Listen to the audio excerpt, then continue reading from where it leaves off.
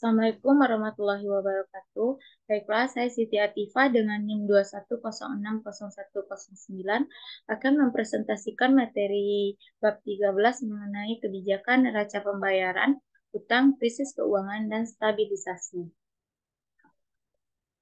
Materi pertama mengenai keuangan dan investasi internasional, isu-isu utama.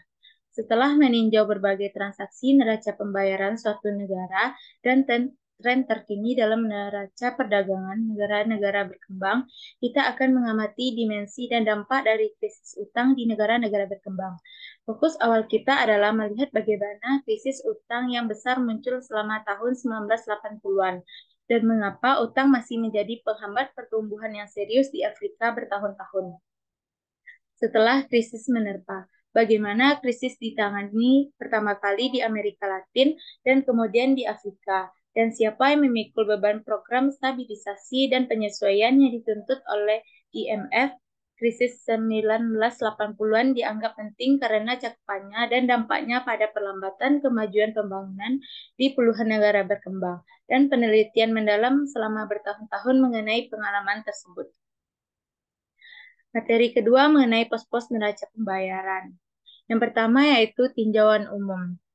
Perluasan analisis kita di luar perdagangan barang sederhana menuju bidang yang terkait dengan aliran sumber daya keuangan internasional memungkinkan kita untuk mengkaji neraca pembayaran atau balance of payment negara-negara berkembang.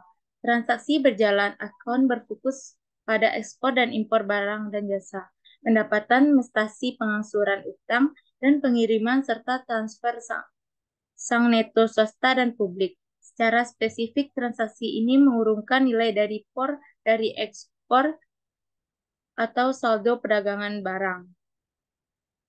Transaksi berjalan yaitu bagian neraca pembayaran yang memuat nilai pasar ekspor dan impor berwujud, misalnya perdagangan komoditas, dan tak berwujud, misalnya jasa pengiriman dari suatu negara. Pengangsuran utang yaitu jumlah pembayaran bunga dan pokok terhadap utang eksternal publik. Transaksi modal atau capital account atau transaksi keuangan atau financial account mencatat nilai investasi swasta asing langsung atau biasanya oleh perusahaan multinasional, pinjaman luar negeri oleh bank swasta internasional, serta pinjaman dan hibah dari pemerintah asing dalam bentuk bantuan asing dan badan multilateral seperti IMF dan Bank Dunia. Transaksi ini kemudian mengurungkan item yang sangat penting terutama bagi negara pengutang utama, apa yang disebut dengan aliran modal keluar dari warga negara, untuk menekankan betapa pentingnya item tersebut. Selama krisis utang tahun 1980-an, warga negara kaya dari berbagai negara berkembang mengirimkan sejumlah besar dana ke dalam rekening bank negara maju. Bisnis, real estate, dan pembelian saham dan obligasi, pelarian modal, ini diperkirakan memiliki nilai hingga setengah dari utang total beberapa negara pengutang pada puncak persoalan utang mereka. Terakhir, transaksi cadangan moneter atau cash account atau transaksi cadangan internasional atau international reserve account merupakan item penyeimbang bersama dengan eros dan commission. Item M yang menyelaraskan ketidakmerataan statistik, tetapi terkadang digunakan sebagai proksi atau indikator aliran modal tersamar atau yang tidak tercatat, yang diturunkan atau ditunjukkan sebagai aliran keluar neto dari cadangan valuta asing, ketika pembayaran total dan transaksi berjalan dan transaksi modal melebihi penerimaan total. Negara-negara mengakumulasikan cadangan moneter internasional dalam salah satu atau ketiga bentuk berikut. Yang pertama, mata uang kuat atau hard currency asing. Biasanya dolar Amerika Serikat, tetapi juga biasa dalam bentuk yen Jepang, pound sterling, atau euro Eropa, ketika penjualan luar negeri negara tersebut lebih banyak dibanding pembeliannya. Yang kedua, emas yang ditambang secara domestik atau dibeli. Yang ketiga, simpanan dalam IMF yang bertindak sebagai bank cadangan bagi setiap bank sentral. Yang kedua yaitu sebuah ilustrasi hipotesis defisit dan uang. Amortisasi yaitu pembayaran pokok-pokok utang secara bertahap. Materi yang ketiga mengenai persoalan defisit pembayaran. Beberapa isu kebijakan awal. Cadangan internasional atau international reserve memiliki tujuan yang sama bagi negara seperti halnya rekening bank bagi setiap individu. Cadangan ini dapat ditarik untuk membayar tagihan dan utang dan bertambah dengan adanya simpanan yang berasal dari penjualan ekspor neto dan aliran masuk modal dan dapat digunakan sebagai jaminan untuk meminjam cadangan tambahan. Dalam menghadapi terjadinya atau proyeksi defisit neraca pembayaran pada transaksi berjalan dan transaksi modal, negara berkembang memiliki beragam pilihan kebijakan, yaitu memperbaiki saldo transaksi berjalannya dengan cara yang pertama itu mendorong ekspansi ekspor. Terdapat pilihan lagi yaitu berkonsentrasi pada ekspansi ekspor produk primer atau sekunder. Yang kedua membatasi impor, yaitu kebijakan substitusi impor atau proteksi dan stimulus industri domestik untuk menggantikan produk manufaktur yang sebelumnya diimpor bagi pasar lokal, atau memberlakukan tarif selektif dan kuota visi atau larangan impor barang-barang konsumen tertentu mungkin dapat dilakukan. Atau negara berkembang dapat mencari cara untuk mencapai kedua tujuan ini secara bersamaan dengan mengubah nilai tukar valuta asing resminya melalui devaluasi mata uang yang menurunkan harga ekspor dan meningkatkan harga impor. Alternatifnya atau secara bersamaan mereka dapat mencari pinjaman dan bantuan dari IMF atau Bank Dunia biasanya. Jika hal ini dilakukan, negara yang bersangkutan harus menaati kebijakan fiskal dan moneter yang sangat restriktif. IMF menyebutnya kebijakan stabilisasi dan diistilahkan penyesuaian struktural oleh Bank Dunia, yang telah menjadikan pinjaman penyesuaian struktural sebagai bagian dari proses tersebut. Kebijakan stabilisasi dan penyesuaian struktural keduanya merupakan dua persyaratan dalam mendapatkan pinjaman. Umumnya dikenal sebagai ketentuan additionality.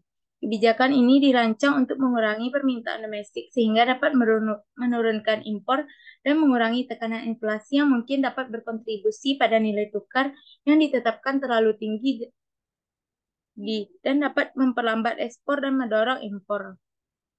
Selain itu, negara berkembang dapat mencoba untuk memperbaiki saldo transaksi modal mereka dengan mendorong lebih banyak investasi swasta atau portofolio asing langsung, meminjam dari Bank Umum Internasional atau mencari bantuan publik asing. Terakhir, negara berkembang dapat berupaya memodifikasi dampak negatif dari defisit neraca pembayaran yang kronis dengan memperbesar cadangan moneter resminya. Salah satu caranya adalah dengan mendapatkan porsi uang emas internasional yang lebih besar dikenal dengan special drawing rights. Yang kedua yaitu tren dalam neraca pembayaran. Bagi sebagian besar negara berkembang, era 1980-an merupakan periode yang sangat sulit dalam neraca pembayaran mereka dibanding negara lain sebelum 1980.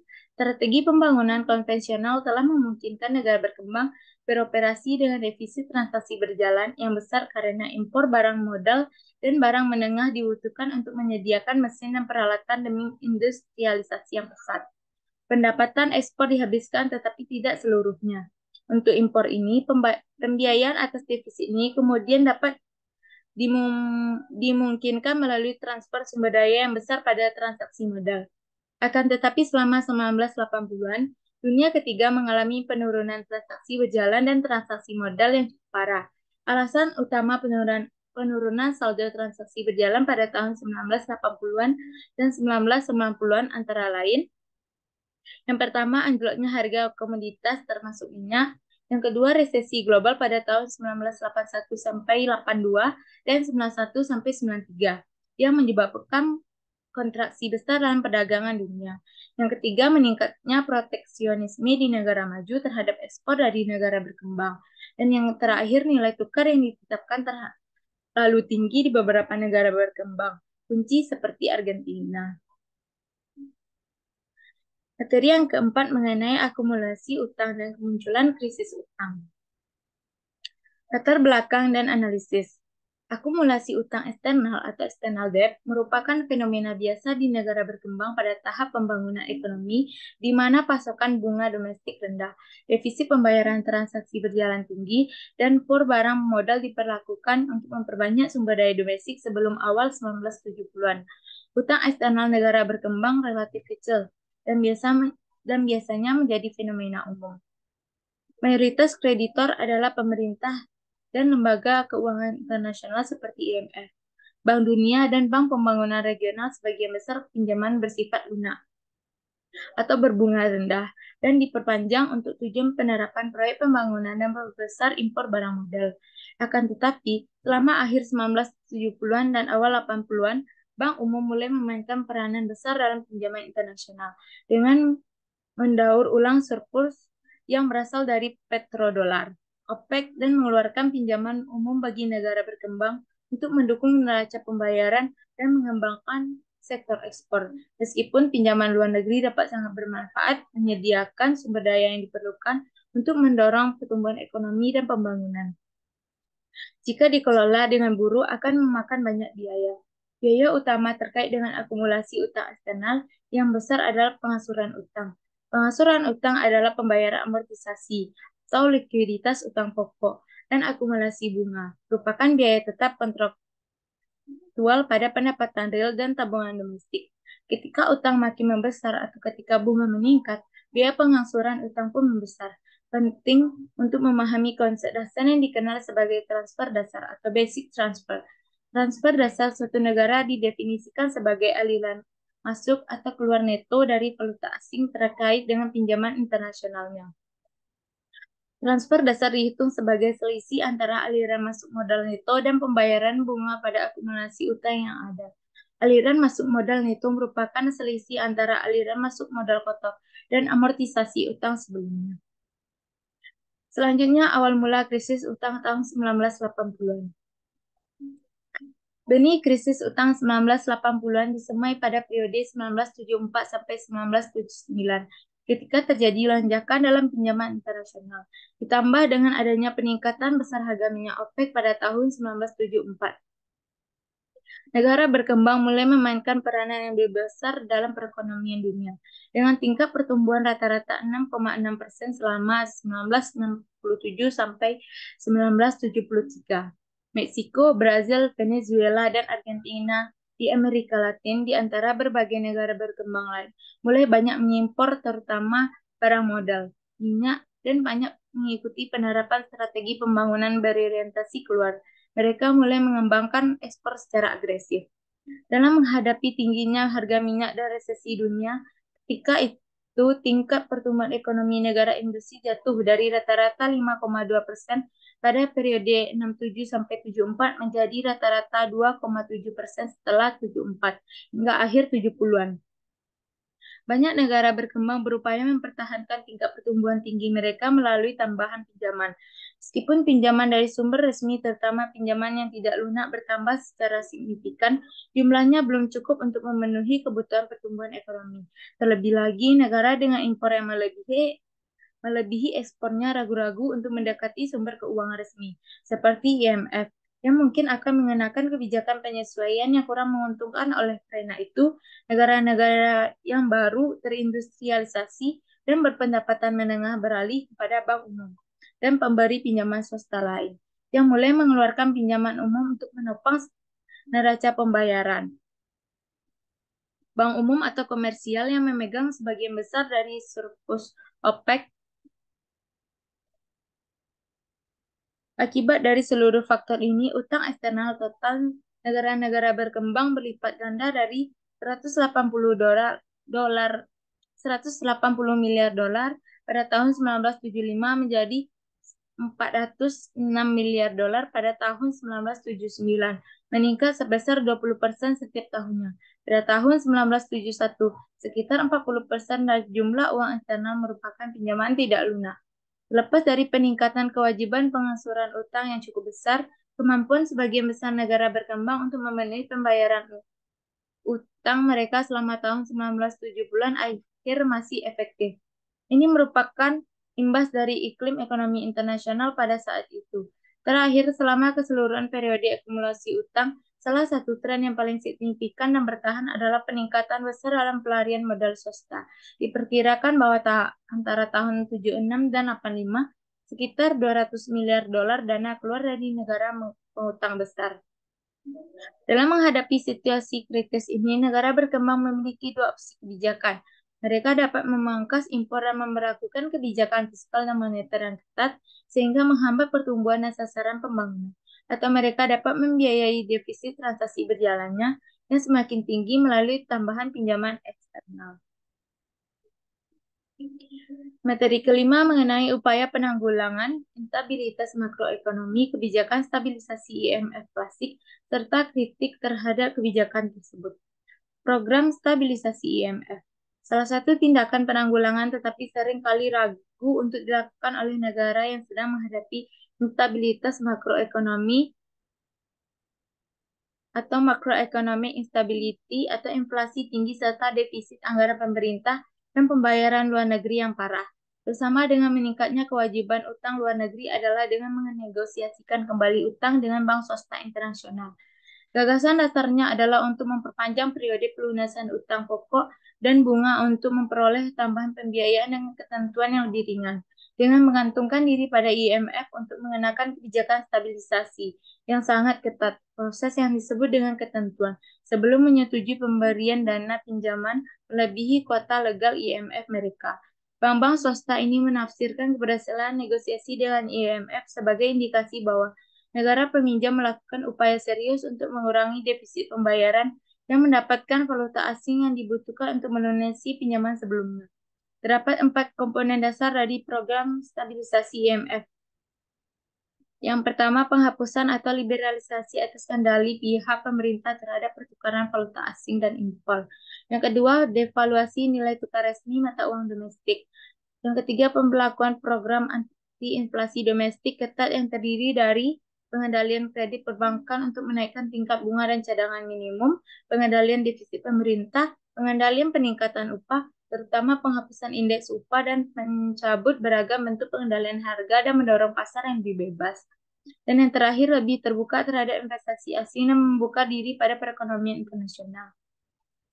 Para pengamat yang kurang radikal memandang IMF sebagai lembaga yang bukan pengembangan dan bukan juga anti pembangunan, melainkan hanya suatu lembaga yang berupaya untuk melaksanakan mandat awal, jika enggan dikatakan ketinggalan zaman, untuk mempertahankan pasar kapitalis global melalui penerapan kebijakan keuangan internasional ortodoks berjangka pendek. Tujuan utamanya adalah memelihara sistem pertukaran internasional yang teratur yang dirancang untuk mendorong kerjasama moneter, memperluas perdagangan internasional, mengendalikan inflasi, mendorong stabilitas nilai tukar, dan membantu negara dunia untuk mengatasi persoalan neraca pembayaran jangka pendek melalui penyediaan sumber valuta asing yang langka. Selanjutnya, taktik untuk mendapatkan keringanan utang. Krisis utang 1980-an yang diawali oleh pernyataan moratorium Meksiko atas pembayaran utang pada tahun 82 yang hampir saja terulang pada tahun 95, mempertanyakan stabilitas dan kelayakan sistem keuangan internasional. Kecemasan pun muncul bahwa apabila sekelompok negara pengutang, Brazil, Meksiko, atau Argentina mengalami gagal bayar, apabila sekelompok negara pengutang bergabung untuk menangkal utang dengan membentuk kartel pengutang, atau apabila semakin banyak negara mengikuti Nawal Peru untuk mengaitkan pengangsuran utang dengan pendapatan ekspor, perekonomian negara barat mungkin akan terkena dampak serius.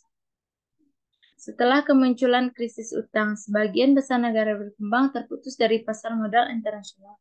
Beragam proposal untuk menghapus atau melakukan restrukturisasi beban utang negara pengutang besar telah diajukan, mulai dari alokasi baru SDR hingga restrukturisasi dengan ketentuan utang yang lebih baik bagi negara debitur atas pembayaran pokok utang yang jatuh tempo selama periode konsolidasi yang disepakati.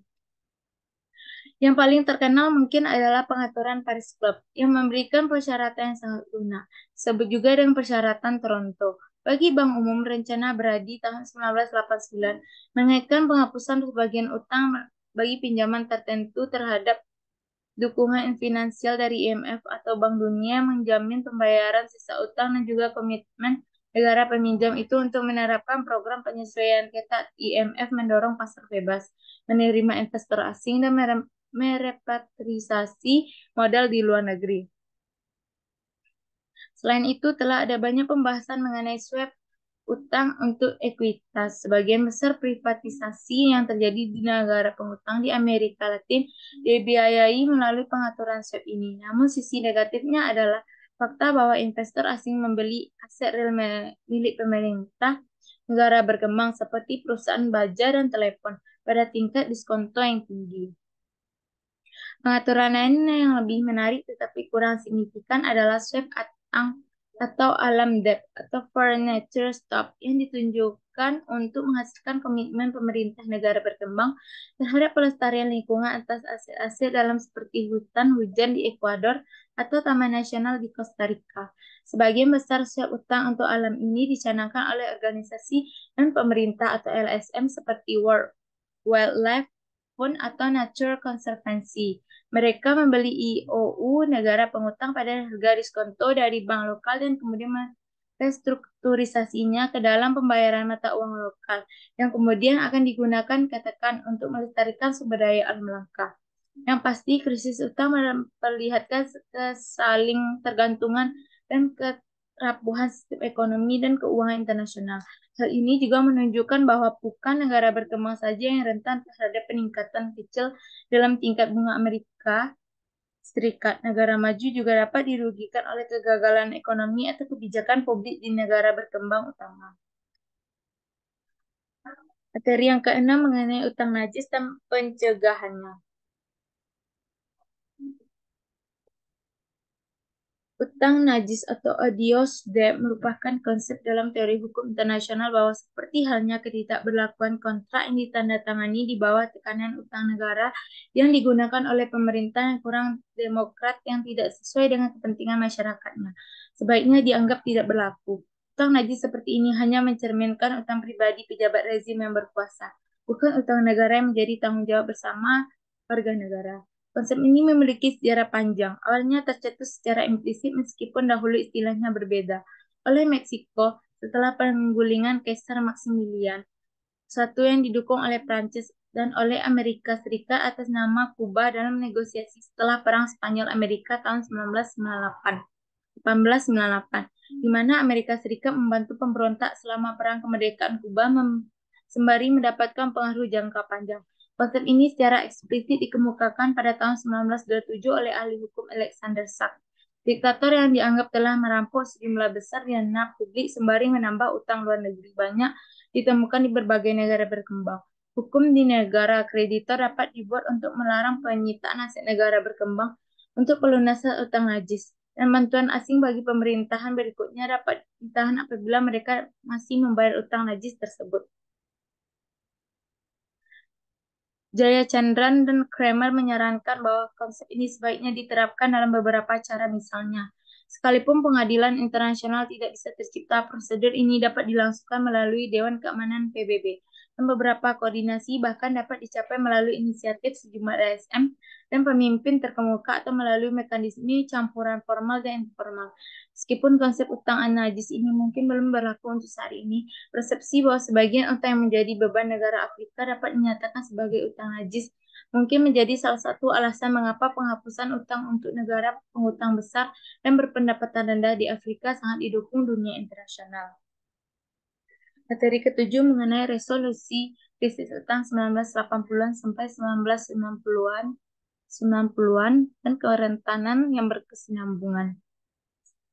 Bank Umum dan pemberi pinjaman di negara industri menyatakan bahwa krisis utang telah berakhir melalui penandatanganan kesepakatan restrukturisasi ala Brady dengan Argentina pada bulan April 92 dan dengan Brazil pada bulan Juli 92.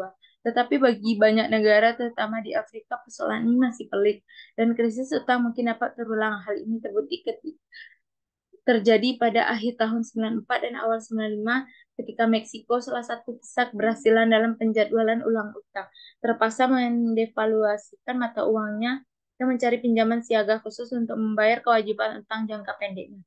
Kecemasan akan stabilitas kembali menyeruak pada tahun 97 dan 98. Korea Selatan, Indonesia, dan Thailand, juga Rusia, Brazil, dan negara lain meminjam dana dari IMF dengan persyaratan ketat. Inisiatif HIPC, Inisiatif Pertanian untuk menangani persoalan negara miskin pengutang besar, diluncurkan oleh kelompok 8 negara industri utama. atau Group of Hague atau G8 pada tahun 96. Mereka membuat proses kualifikasi yang cukup rumit untuk menambah keringanan utang melalui lembaga keuangan internasional. Tetapi pada tahun 99 hanya 4 dari 36 negara miskin terpilih yang masuk kualifikasi. GS kemudian disepakat untuk menyisihkan sekitar 100 miliar dolar untuk memperkaya keringanan utang bagi negara IPC yang ditunjuk yang menunjukkan dan sudut pandang Bank Dunia dan IMF bahwa mereka menerapkan kebijakan yang layak dan berkomitmen untuk mengentaskan kemiskinan. Komitmen ditunjukkan melalui apa yang disebut dengan dokumen strategi pengentasan kemiskinan. Materi terakhir mengenai krisis keuangan global negara-negara berkembang. Diawali dengan krisis subprime mortgage di Amerika Serikat pada tahun 2007, dunia menghadapi krisis keuangan global pada skala yang belum pernah terlihat sejak era depresi besar. Krisis ini menyebabkan penurunan dalam pendapatan ekspor dan pertumbuhan ekonomi, juga pengiriman uang dari warga negara yang bekerja di luar negeri ke negara asalnya dan investasi asing langsung. Penyebab krisis dan tantangan untuk pemulihan yang bertahan lama. Para ekonom belum sepenuhnya sepakat mengenai akar penyebab dari krisis ini. Ada yang menyatakan bahwa krisis ini sebenarnya tidak perlu terjadi apabila beberapa hal yang salah tidak terjadi secara serempak di Amerika Serikat. Salah satu faktor yang adalah deregulasi keuangan yang terlalu cepat dan meluas.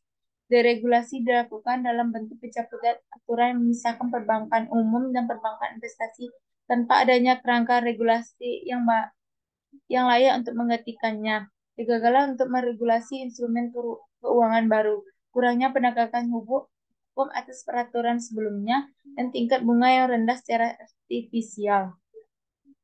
Pemicu utama berasal dari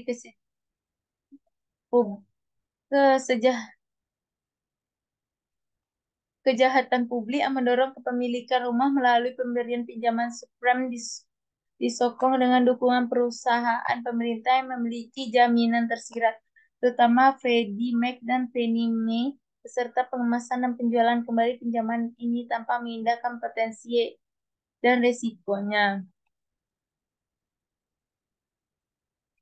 Selanjutnya, dampak ekonomi terhadap negara berkembang, pertumbuhan ekonomi.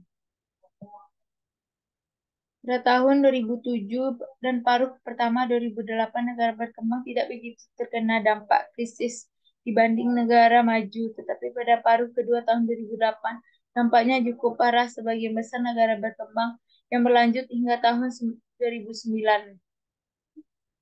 Negara berkembang lebih bertahan terhadap krisis keuangan global dibanding negara maju karena sistem keuangan mereka tidak terikat erat dengan sistem perbankan Amerika dan Eropa yang terkena imbas paling besar. Pertama, ekspor turun drastis pada awalnya. Kedua, aliran masuk investasi asing. Pertumbuhan ekspor mungkin akan menurun selama beberapa tahun. Ketiga, pasar saham negara berkembang. Awalnya pelarian modal ke tempat yang lebih aman menyebabkan volatilitas pasar saham negara berkembang meningkat tajam. Yang keempat, distribusi pengaruh di antara negara berkembang. Selalu terdapat pembagian di antara negara berkembang. Dan yang terakhir, pengiriman uang oleh tenaga kerja ke negara asalnya. Pengiriman uang ke negara berkembang dari para pekerja migran telah mencapai rekor 336 miliar dolar pada tahun 2008.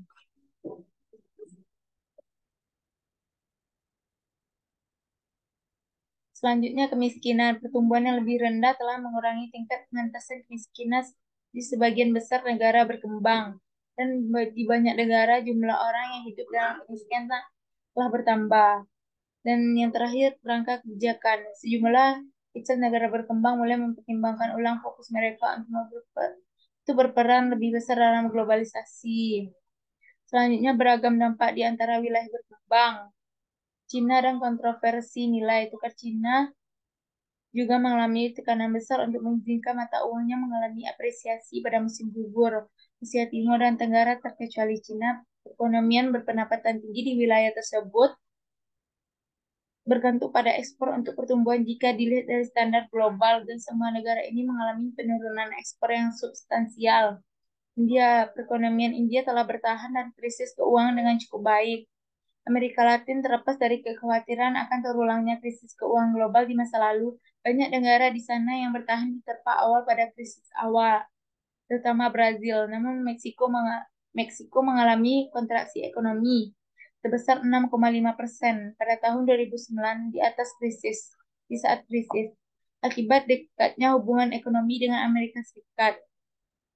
Afrika, tingkat perdagangan yang rendah beserta harga komoditas yang tinggi atas ekspornya telah membantu wilayah Afrika sub-Sahara terlindung dari dampak krisis.